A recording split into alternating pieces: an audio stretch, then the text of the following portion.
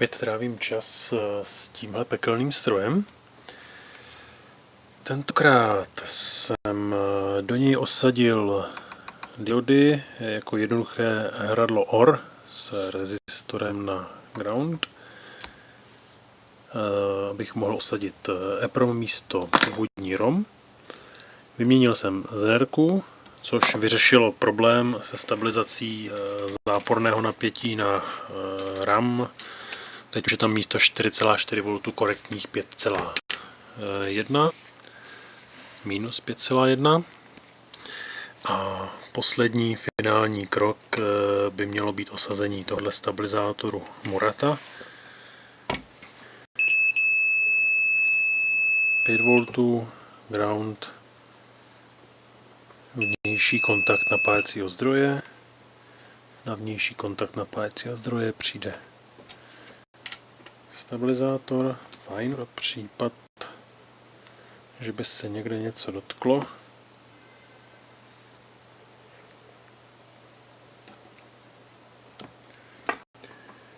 Fajn.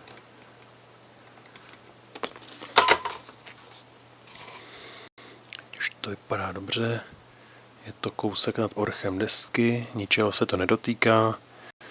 A kdyby náhodou to někdo za provozu zmáčknul, je tam kaptonová páska, která by měla zabránit zkratu.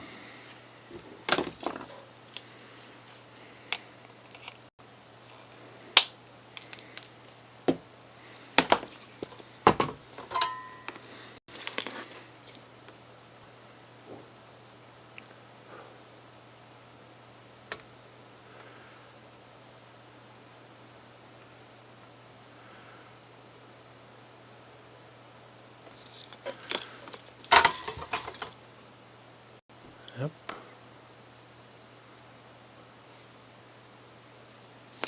Dvanáct voltů. Ground, 5 V a tady bude minus 5.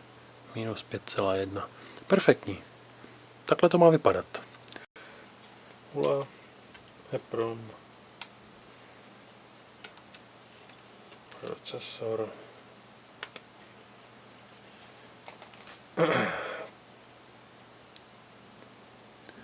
Jdeme zkoušet.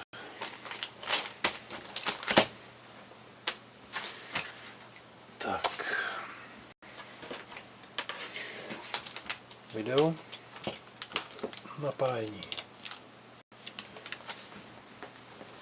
Fajn. Nabíháme Sinclairom. Takže teď místo Sinclair ROM osadím Retroleum Diagram a ještě si dneska asi zapíšu nový obsah, novou verzi.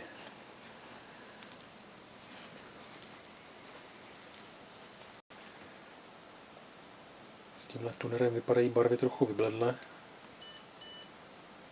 ale paměť v pořádku, horní paměť, no, honem.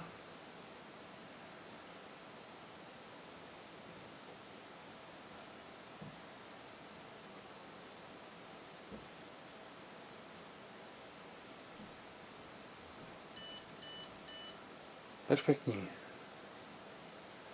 Tak zkusím DVD.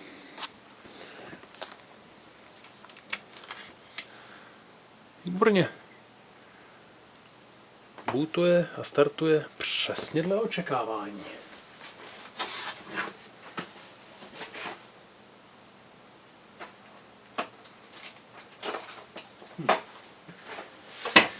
Já tu bohužel nemám testovací klávesnici, takže to musí počkat na později. Enemy menu funguje přesně tak, jak má. Perfektní. Reset. Tak. Takže tohle je ZX Spectrum. prohlašuji za opravené. No, nebyla to jednoduchá oprava. Majitel na něj napáchal dost škody, ale aspoň bylo o čem povídat.